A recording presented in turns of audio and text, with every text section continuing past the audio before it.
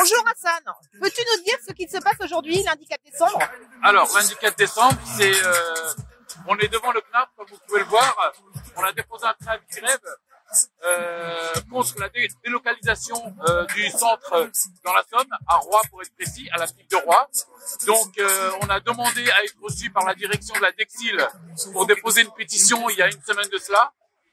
Ils ont décliné notre demande d'audience.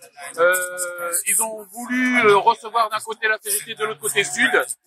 Et comme depuis le départ, on est en intersyndical, donc on a décidé de déposer un préavis de grève justement pour répondre aux revendications du personnel.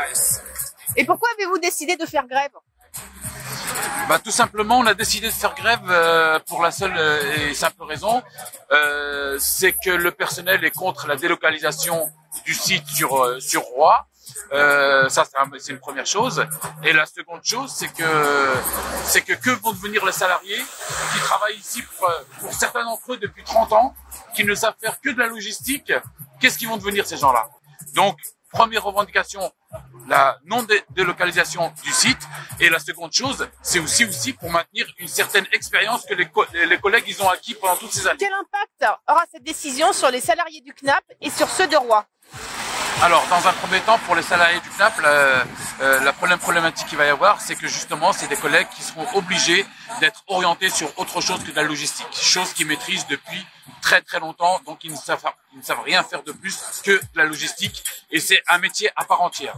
Ça, c'est le premier point. Et le deuxième point pour les collègues de Roye, c'est qu'ils auront un problème, c'est que eux ne maîtrisent pas la logistique, donc il faudra le temps pour les former, et le temps, malheureusement, pour former des gens, ça se fait pas du jour au lendemain. Et on va certainement pas demander à des collègues qui travaillent aujourd'hui à Bricout-Robert de faire 140 km pour suivre l'activité. Chose qui n'est pas possible parce que 140 km, c'est énorme pour la majorité d'entre eux. Ils habitent à 15, 20 km, voire même il y en a certains qui viennent travailler en vélo ou à pied. Donc voilà, l'impact que ça aura sur les uns et sur les autres. Hassan, penses-tu qu'à la Poste, il y a un vrai dialogue social aujourd'hui?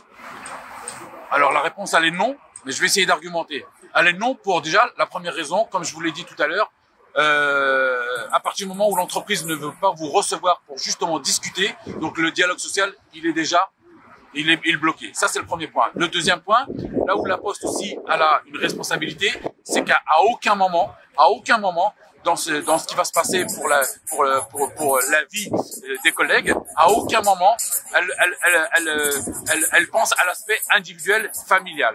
Aujourd'hui, tous les collègues rejettent quasiment à 80% ce projet-là. Donc ça, c'est un élément important. Et quand vous parlez tout à l'heure du dialogue social, quand on a un dialogue social et quand on sait qu'on va faire, on va partir dans l'action, la moindre des choses, c'est d'essayer de recevoir les organisations syndicales, en l'occurrence CGT et Sud, puisqu'on est en intersyndical.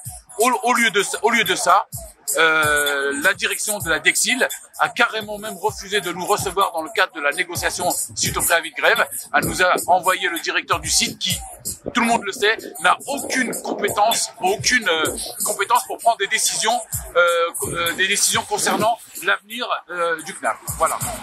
Merci Hassan. Il n'y a pas de quoi, avec plaisir.